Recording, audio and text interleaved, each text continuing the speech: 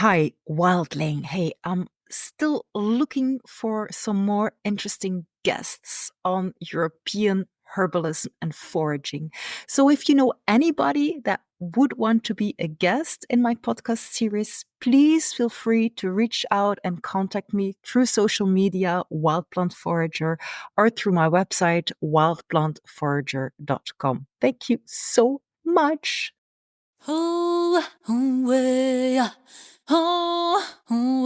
Welcome to Wild, the podcast for wildlings just like you. Wildlings who want to transform the prevalent plant blindness to collective plant wisdom. My name is Hildegarde. I've been working as a herbalist and wild plant forager in Belgium since 2002. In those years, I've seen a lot of changes.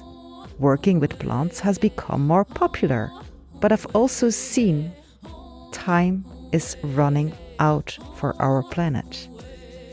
As foragers and herbalists in Europe, sometimes we're dealing with different plant species and different cultural approaches towards plants.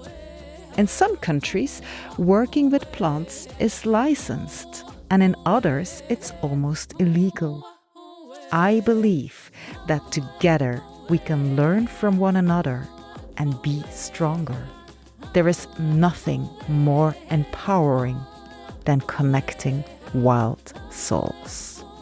Together, we can have a greater impact on restoring the ancient link between people and plants. And that's why, for this podcast series, I'm talking to fellow herbalists and foragers in Europe.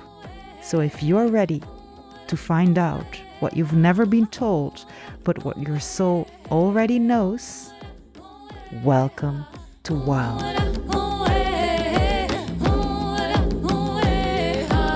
Hello, wildlings. Welcome to a new episode of Wild. Today I have Gabriele Resch. She's an amazing person. She's a mother of 5 adult children. She's a health trainer with a big passion for herbs and natural living. She has learned a lot from her own mother, from courses, from books. So welcome, Gabriele. Thank you so much for being here. Thank you so much, Liv, that I can be with you here. And I look forward to our talk. Yes. So how did your love for plants and for the herbs, how did it get started? Yeah, as I said, I had a mother who was quite interested in herbs and treating with plants and making her own teas for this and this ailment, for little things. And she collected plant books and studied what she had learned. Every Sunday, I saw her taking out pieces from magazines, pages from magazines, which she studied then and also made herself files of it. And we also got things to eat from the garden or wild things, she collected wild herbs and so and made a meal out of it. Yeah. Okay. Wow. Wow. And this was a common thing back then in Austria, or?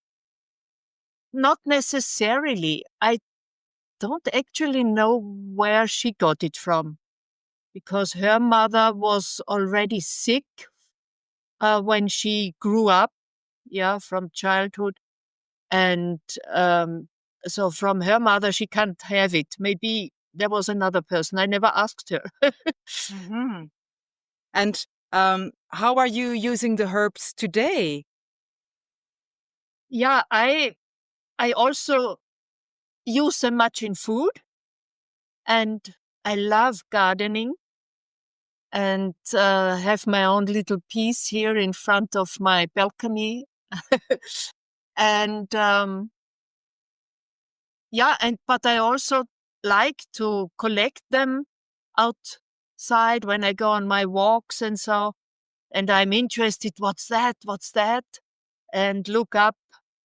And I have a friend nearby who already wrote books about wild herbs, and but she more or less used them in common cooking. Yeah. And I'm not doing any common cooking. I'm vegan for a long time. And also I eat more and more raw. Mhm. And so I put the plants into my smoothies or salads. Yeah. Also the wild herbs. Yes, yes. And while we are having this conversation, I'm having a thistle juice. So I just make it with thistles and then some lemon and some apple, and it just really tastes wonderful. And it's like you can feel it coming down your throat, and it's just so energizing. I really love that. Oh, wow. Yeah, yeah. Is it milk thistle or? Yes, it's milk thistle, actually. Yes, it is. There was a huge Yeah. plant in our vegetable garden, and my husband said, "Hey, I need to plant some new things. This one has to go." And I took it out, and it was like 2.5 liters of juice that came out of it. It was so big. Wow. Did you choose the whole plant? Yes, I juiced the whole plant. It was already flowering, but I just put it in my slow juicer, and it was perfect. They're usually the leaves are a little bit less bitter before they flower, but with the lemon juice and the apple and the juice, it was really fine. So I'm wondering how you see the role of plants and of herbs specifically. I know you're a holistic person. You do a lot with natural health. So, what role do the herbs and the wild herbs play in that whole picture? I think quite a big one is this natural approach or back to nature in a sense concludes somehow to use what's there. Yeah. And I also know and got to know this more and more in time that every plant has special properties. Yeah. And has really can heal. And as Reverend Kneipp said, there is a herb for every sickness or ailment, yeah? And yeah, and so I really love that. What grows in the wild, also berries, and collect, yeah, what I can get and enrich my food, because I think it's much more full in vitamins and minerals and yeah, whatever, whatever is in there. It's richer than the normal gardening food or Mhm. from the supermarket anyway. Mhm. So, and you just mentioned Kneipp. He worked a lot with herbal baths. Do you also work with herbs and baths?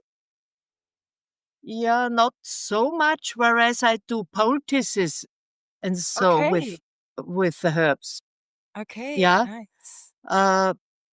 I've made a lot of suggestions with poultices, with wrappings, and yeah, or just steam baths and things like that. Steam bath and cold, yeah, cold wrappings, cold shower, or meat ashes and stuff like that. So I rather worked with only water, and I did that with my children. You know, when they were sick, then they had to undergo a treatment. And after a while, they came and said, "Mama, we need a treatment again." Yeah, these things help. Yeah, these things just relieve the body of toxins, of whatever pain and some burden. And what are some of the herbs that you're using in the poultices? For example, I have to look it up in English. It's milfoil or yarrow. Yes. This is for the liver, to cleanse the liver. And so just put it on and be there for an hour or so. And and every now and then do it again. And it will help the liver to get rid of the toxins. Yes. Wow. That's so interesting because I remember when I was studying herbalism, I was reading this book of Maurice Messeguet. I don't know if you know him. He's from France.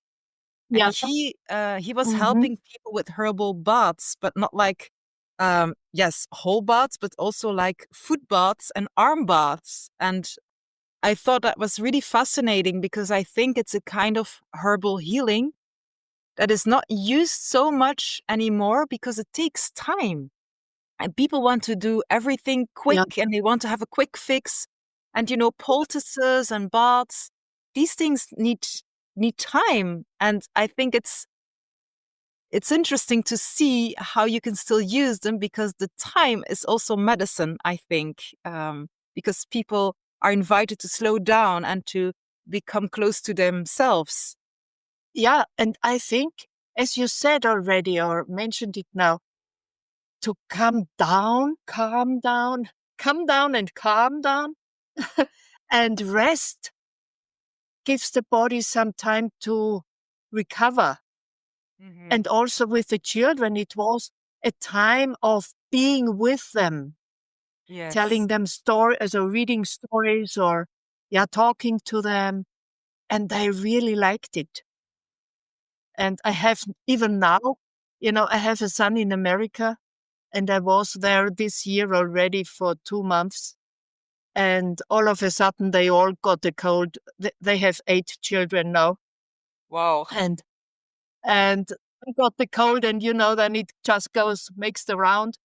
And so I distributed my wrappings. Yeah, everyone got one who was really sick.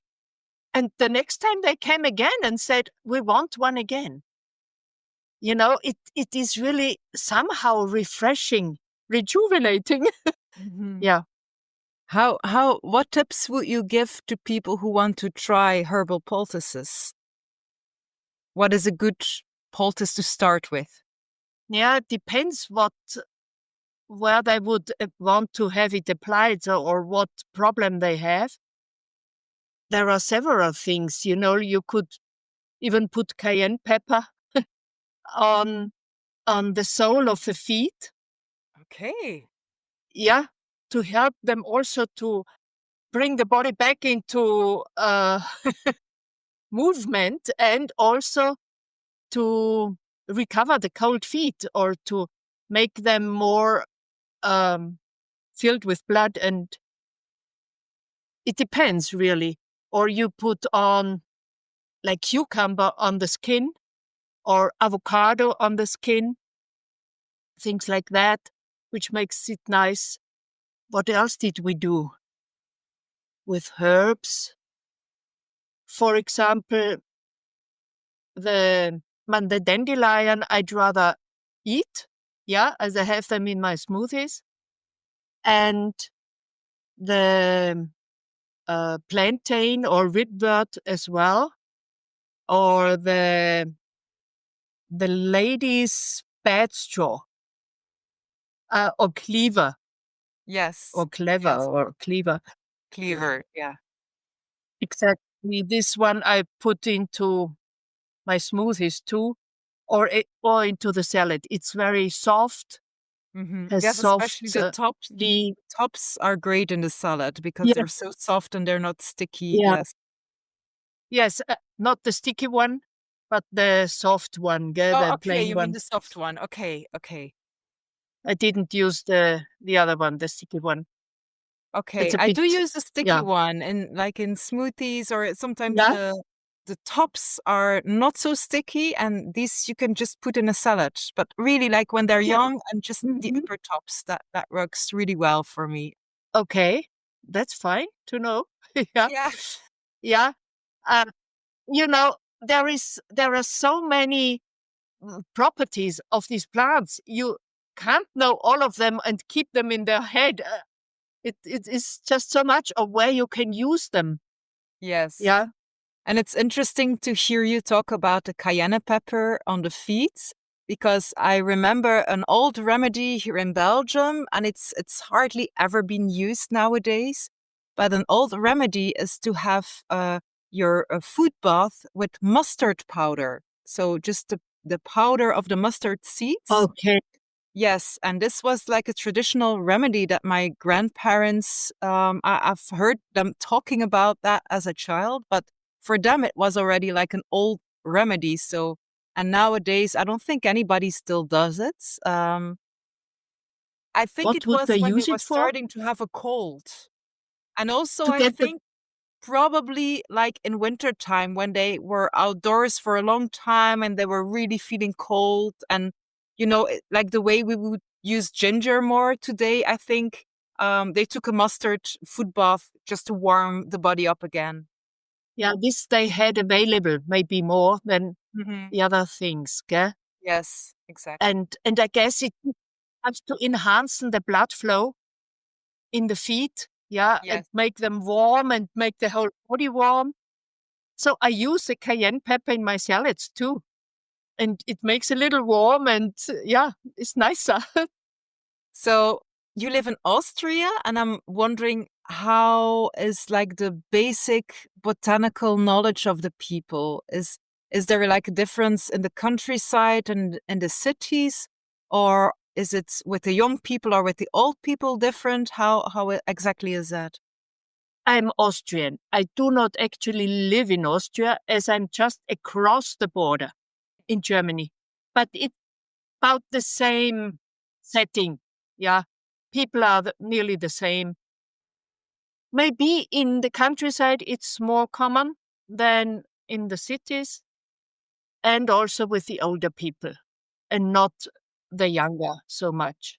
I think the younger people didn't have so much access to this knowledge from their parents, or I don't know. Yeah, my generation knew some, and even the older ones, and 2, 3 generations back, they knew much more.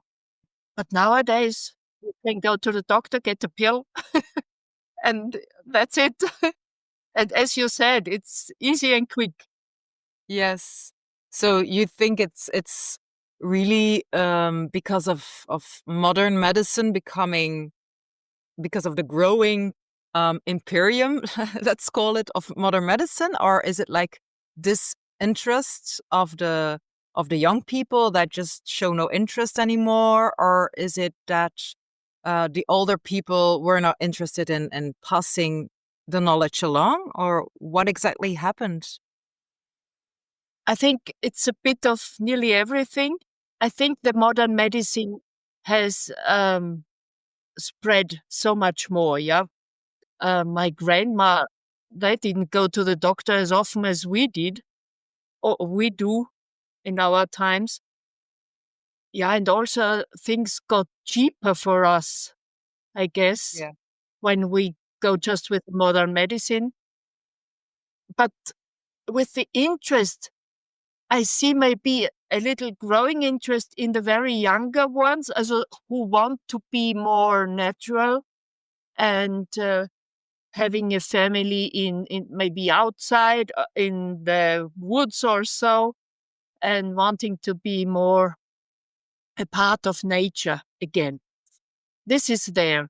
But the normal society, very busy in cities, and yeah, in their profession, they don't have the time, and also no need to get to know this. Yes, I think it's pretty similar here in Belgium. I think the older generations Mm. knew a lot more than we know today, even as professionals. But yes, I see also this growing interest amongst young people.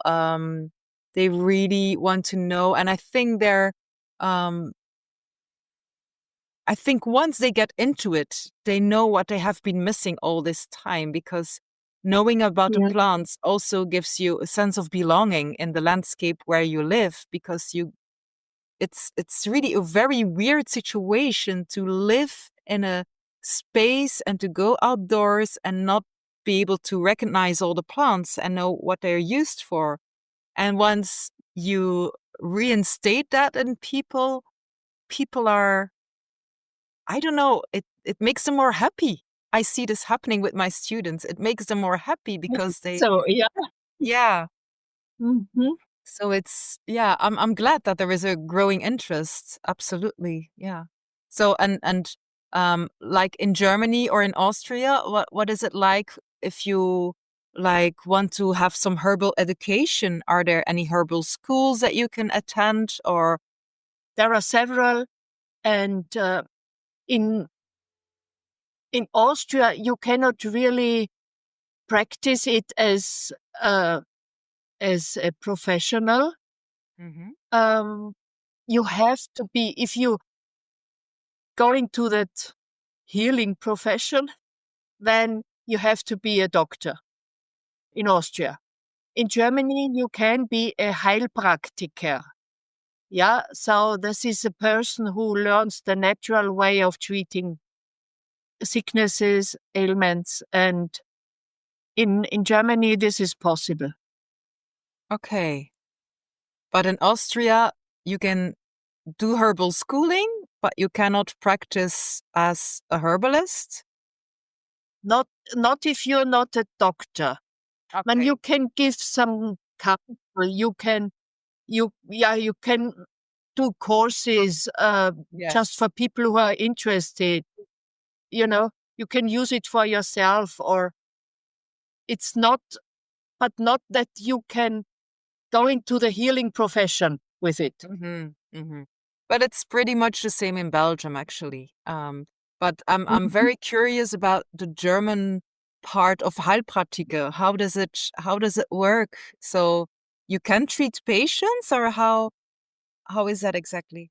Yes, and there are heilpraktiker schools, so that means you would have to go to one of these accepted schools, and then have in several areas have some knowledge. Yeah, Okay. people sometimes are disappointed in from the normal medicine. Yeah, and then they try to get some more counsel or so from heilpraktikers. Yeah. Yes, yes. I can see, like, especially in chronic conditions, it can be interesting to find other approaches than just a quick fix kind of modern medicine approach. Or sometimes people have really bad side effects of medicines that they are taking, and they're Yes, just that's fed up true. with them. So Yeah, yes. well, it didn't help them somehow. Yeah, and Hmm. so more long term effect is much Hmm. better with nature, and even with what I said, Kneipp's approach. Uh, it is helping the body to get rid of the toxins, to heal itself. And this is not what the approach of the medicine is. This is just for relieving pain, relieving the state you're in, which has its place, I guess. Yeah. Absolutely, yes, When yes. there is some need, yeah, an operation or an accident or something. Mm. Yes, and what I'm also wondering, because you mentioned Kneipp, and I know a lot of, as you live in Germany, a lot of people in Germany, um, I've noticed, still have like a book of Hildegarde von Bingen in their bookshelf. So From so Bingen. how well known is Hildegarde in Germany? Is it really like most people know who she is, or? I guess many do. I'm not so much into her things because she's a bit weird. Yeah, In I my know. She thinks with strawberries are diabolical. yeah. No, I don't I see love that this is. strawberries. Yeah, me too. And they have very good properties, you know.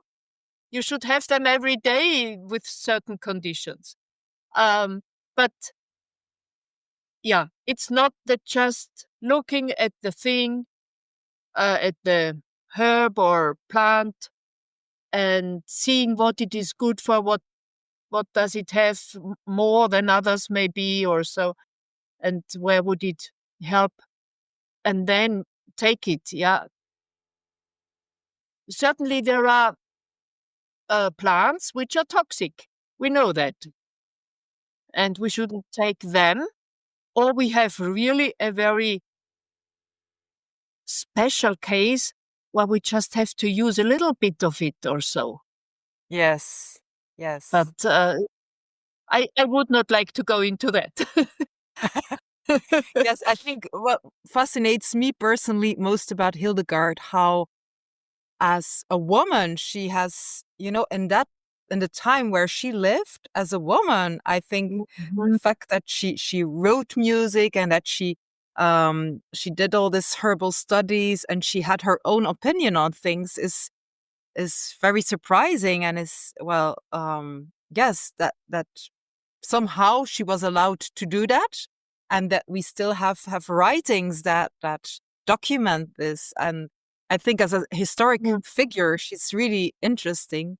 But I know some of her This, books, like people just really very strictly want to follow what she has been writing, and it's not always, spot on, so to say. So yeah.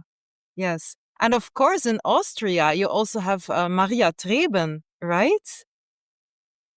This is, Mhm. I think, the book of Maria Treben. I think this is one book that a lot of herbal people in Belgium also have on their bookshelf. This is like one of Yeah. the most widely spread books on herbal medicine, I think. Yes. Yes.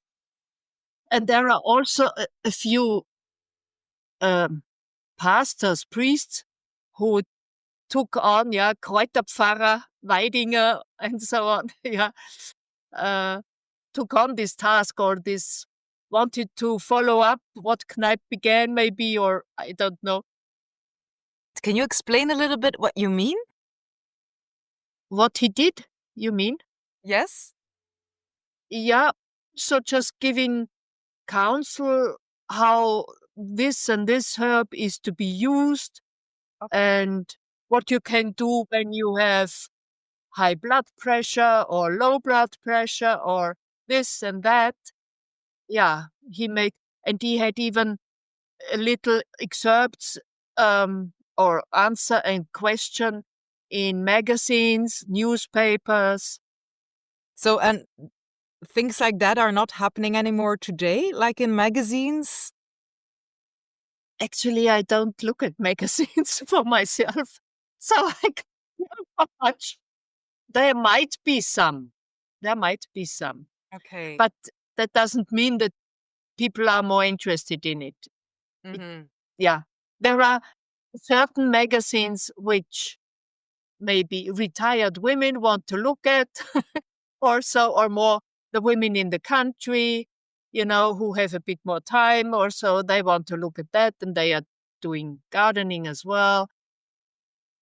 But these are not magazines everyone would read Yes, necessarily. so it's not like in the mainstream newspapers or on the No, radio or television or no, yeah, okay. no. Okay. On the radio, you might have a program every now and then about herbs too, where people can then phone in and so call in and talk about it or ask questions. So if people want to work with herbs, where do they get good quality herbs? Like, do most people harvest them in the wild, or do people buy them dried? How do you do it? If you want to use the herbs, do you gather everything yourself, or do you sometimes buy dried or herbs? And is it easy to find good quality? Yeah, I do both. I collect them in the wild and I buy some. For example, I remembered what I used a lot was hay flowers. You know what that is? Yes.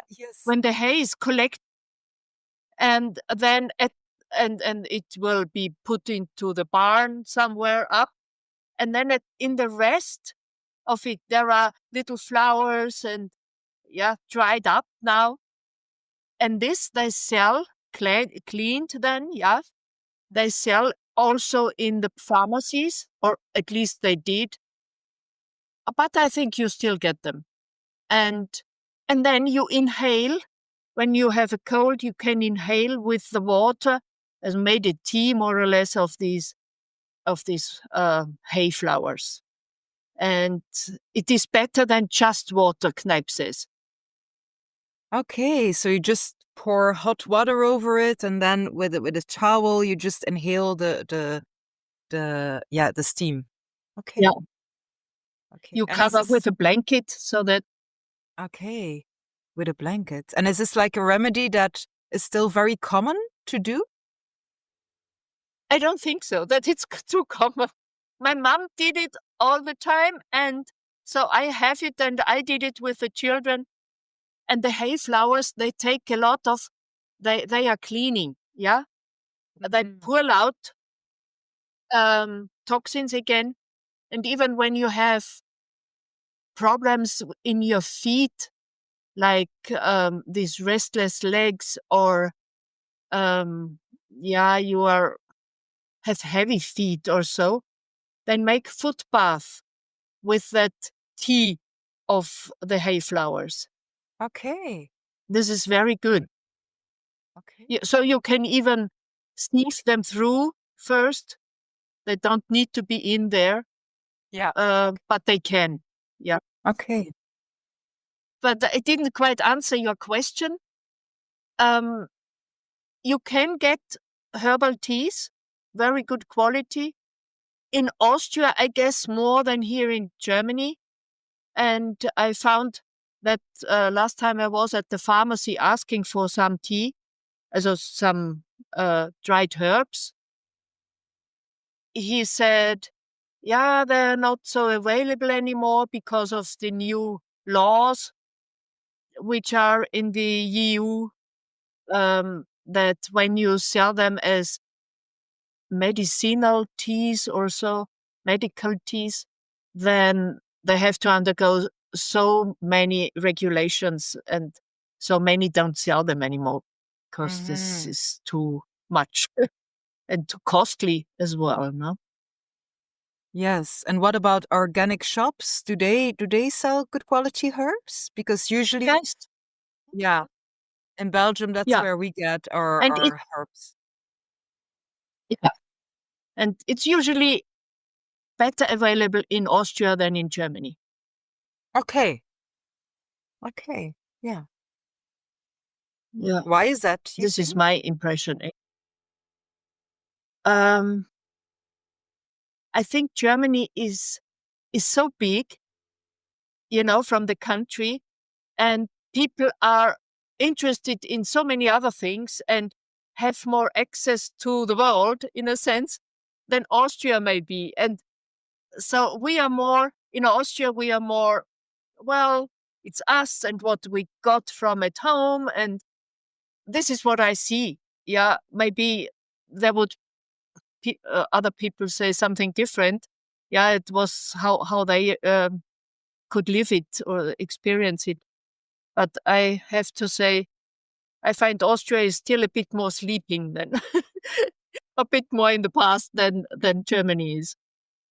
That's interesting what you say, because I have been speaking with an older man here in Belgium for my Dutch speaking podcast, and he was telling me, his name is Maurice Godefriedi, and he was telling me off record, he said, what is really interesting is that nowadays we look at herbal medicine as alternative medicine. But he says in the 1970s, when I was studying it, he said, I had to go to the Netherlands to study it. It was actually quite old-fashioned to work with herbs. And he said these Mhm. people really didn't want to share it with us because we were, living more of an anarchist alternative lifestyle and they were more traditional. But they didn't want the knowledge to go lost. So we kind of got connected. And so they passed it down to the new generation. But he says it's very interesting to see nowadays that the herbal medicine is like called an alternative lifestyle. Whereas he says when I learned it, it was very old fashioned to work with herbs. There was this intermediate time where it was not in at all. But I think, as you said also, it's coming back a bit more. And we have seen this the last years that, you can take the medicine which is offered, or you take some herbal medicine, and it does the same job, really, or sometimes even better. So you mentioned that you love gardening. What is one herb that everyone should have in their garden, and why? If they should have it when they don't like it, I don't know. but but I have many, like the oregano, the wild marjoram, and I have the thyme. Thyme is a very good one against coughing and blocking holes and nose and so. Then what do I have? I have, I missed the English words. Yeah, Schnittlauch is chives. Chives, Yeah. yes. And then I have Bohnenkraut. Saturea, I know And the botanical name. And Liebstöcke. I know the Yes. English word actually. Yes, actually, I'm not Um, sure I know the English words. It's called lavas in Dutch. not very Yeah, very strong. salty and very like this celery, but like celery on steroids, like really concentrated. Yes, I love that. Yes, you only need a little bit, and it gives so much flavor. Exactly. And I also have mint, and I have the lemon balm there, and basil. I love basil. And I also have parsley, but parsley too is hard to grow. And do you have sage? Sage I have too, yes. I take that too in smoothies and into salads. Yeah. I Oh, you love do the it in salads and bitterness. smoothies? Really? Because my plant has Yeah. become like a very huge bush of sage. And I drink the tea sometimes, but I don't always know how to use it. So you use it in salads and smoothies? That's interesting. Yeah. Like a banana smoothie with sage in it, it really tastes well. But you do not need amounts, yeah? Just a little bit, a handful or, about. And I also have rosemary. Yes. Rosemary is huge too. And I love that too. More in salads or salad sauces, then you have it ground up, go fine, Yes, I and it love to tastes chop it better. really, really fine and then just sprinkle it over my Big food. fine. Yes. Yeah. Wow, that's so interesting. I'm going to try that banana smoothie with sage. I've never thought of that. That's really interesting. I also like to just wrap the And, leaves around my finger to brush my teeth with. Yeah, it's yes, like, yeah. well, of course I still brush my teeth, but it's very nice for the gums. Um and really it makes Mm. your mouth feel so clean. It is disinfecting. This is also why we make to gargle it. Yeah, water with sage or tea with sage, and gargle so that it disinfects our throat. But the bitter herbs are very good for the digestion, for liver and stomach, the digestion organs. And so it's good to have them. Also the dandelion, which goes with the bitter herbs. And usually in the morning I have my banana smoothie with a few dandelion leaves, a few plantain or ribwort leaves, and stinging nettles. And stinging nettles is my, I love them. I love them. Because when you only put stinging nettles into your banana smoothie, it tastes sweet, sweeter even, and a fine sweet note. Or you can put the stinging nettles also in cold water, just to hang them in, and then drink the water, and it has a fine, sweet note, taste. Wow. Very nice. Yeah. Wow. I have And they tried have that so much with calcium. beavers and with other plants, but never with stinging nettles. So I have to try that. Yeah. I have looked this up. It has so much calcium, 713 milligrams per 100 grams. Man, you don't necessarily eat 100 grams, but nevertheless, if you break it down, and it has iron quite a lot. It has vitamin C, it has carotene, and even quite a lot of protein, the stinging nettles. And so it's a food by itself. And I know my mother used to take it or make a spinach out of it. Yeah, a spinach with some potatoes and so with the stinging nettles, and it tasted much better than the normal spinach. Much more enriched. You can eat it raw. If you just chop it down very small or put it in the smoothie, then it's fine. Doesn't sting anymore. Yes, what I sometimes do is just pick the tiny tops and then roll them in my hand palms into balls. And then you can eat them because if you make sure that the under part of the leaf is on the outside, then and you roll it and you take away the stinging hairs, and then it's great. And the flavor raw is completely different than when you cook it. It's like very fine taste, actually, when you eat it raw.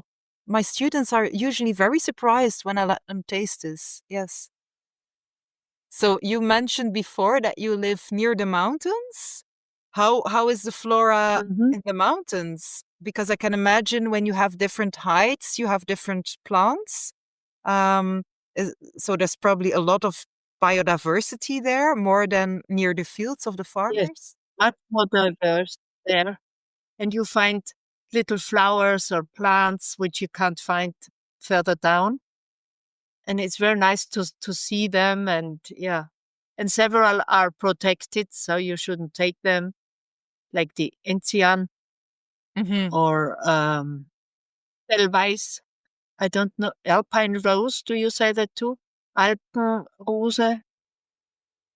I have no idea what kind of plant that is. Actually, maybe. Is it like a bit of a lower bush, like with white flowers?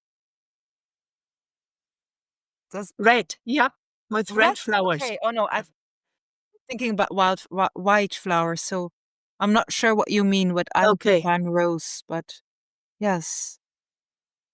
It's interesting to see that there can be so much difference in yes, when you have, because in Belgium it's very flat, especially the part of Belgium where I live. It's so flat, so we don't have mountains. We have a few like hills, but that's it.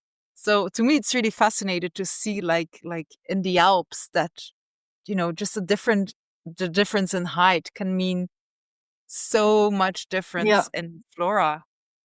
That's true. And also because it's not commercially used. Yeah, the grass and is not used. So it can just grow as it grows. Mhm. And it's just left there, growing. And with the animals there, they don't take everything off or so. They just it is a good combination, with the animals. And if the people who go there are also somehow nice to them, to the plants, then they can grow longer. Yes, and this is the thing that I found. I found that this is actually a factor that is overlooked. The fact that you have like mountains in a country and people living in the mountains. Usually, the more mountains a region has, the more people still rely on herbal medicine because they don't have hospitals Yeah, there this like might be. every so many kilometers. It's it's often the most accessible medicine for them, the herbal medicine, and it's a Mm. bit more remote. It's the roads sometimes are not so good in such a good condition. So these are all factors that really help people to maintain knowledge of herbal medicine. And it's interesting to see that. Yeah, and the herbs are available. Yeah, Yes. in the valley or in flat areas, they are not there.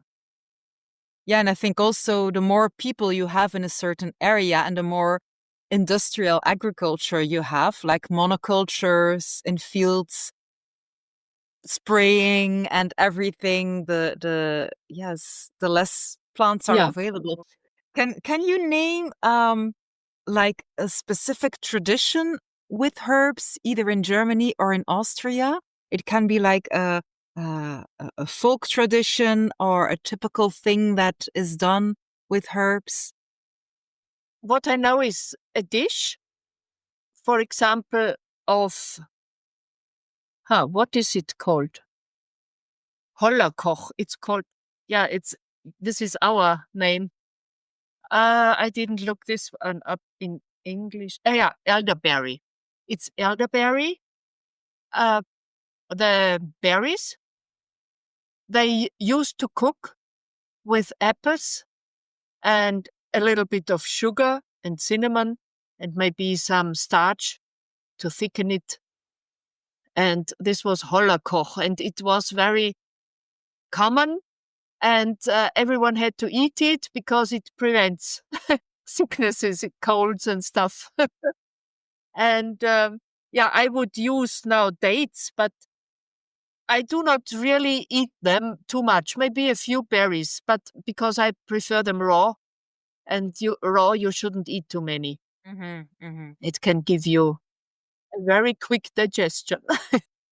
Yes, yes. So And this was yeah, made by people as a medicine or rather as dessert or yeah, as dessert with a very good purpose too, you yes. know. And we had quite a lot, the berries grew wild and you could just collect them, got them home and made these. They even put it into jars for winter to keep them. And they used the flour in a pancake batter and fried them in the pan. Yes. So they had these elderberry patties. We got them to eat when we were small Yeah. from my grandmother and my. Okay. Nice. Yeah. So, what do you think what is the future going to bring for herbal medicine in Europe or in Germany or Austria? How do you see that evolving? It might become strong again, maybe. It depends a bit how the other medicine will go on. When our systems will maybe break down, then it might take on some importance again, or even together, that they find ways where they can work together.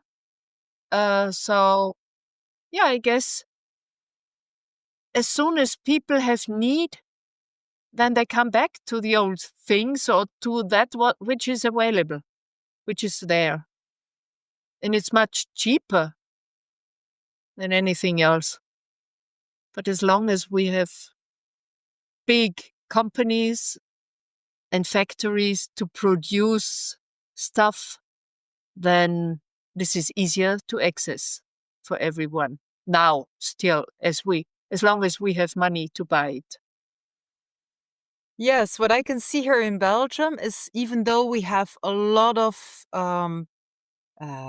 pharmacy industry here in Belgium, sometimes there is a lack of certain medications. So you go to the pharmacy and the medication is not available, and people worry about this. Oh, And it really? becomes a vicious cycle because the people say, oh, but when it's available again, I'll buy like double of the dose. So I have a reserve at home. And so, yeah, it's really like a hamstering thing for some medications. And I think it's making people worried that that they cannot rely that the medication will be there. And this is also, yes, a reason to find out about herbal medicine more, I think, at least for some conditions. Yes. Yes. And you can be much more calm about it, isn't it? That when you know, oh, there is this and that I can do, and it will be there again next year and the year after. So it's easier to treat several little things anyway, and even bigger things when you depend on certain maybe nutrients or so you need, especially, then you can have them from the plant. I think this is one of the things that the plants did the most for me. That, not living in fear, but having this basic trust in the world around me because the plants are there and I know them and I know how I can use them and what they are doing to my body. And it's like a basic grip on life, Yeah. if you can call it like that. And it really saddens me. It really saddens me that a lot of people do not get to experience this because I think it's a basic right for every human to know this and to feel this, because it's not just knowledge in the head, it's knowledge of the heart. You can really feel something changing inside of you when you get to know the plants around you, and it's just so important, and I wish everybody would be able to experience that. But I think you are, and everyone who knows some will be talking about it and will pass it on. And so it will spread too. Yes. Yes, absolutely. Is there one last message that you would like to share? There is one thing, I don't know if you know that we are doing fruit fests with my son and me. And we have one in September in Bad Gastein. And we have another one in October, end of October in Turkey. In the mountains in Bad Gastein, we will use a lot of the plants in our food. And we also, I guess we will have again my friend there in the kitchen who is very knowledgeable about so many herbs. And she brings them in and we use them then. She is very good in that and helps me with that.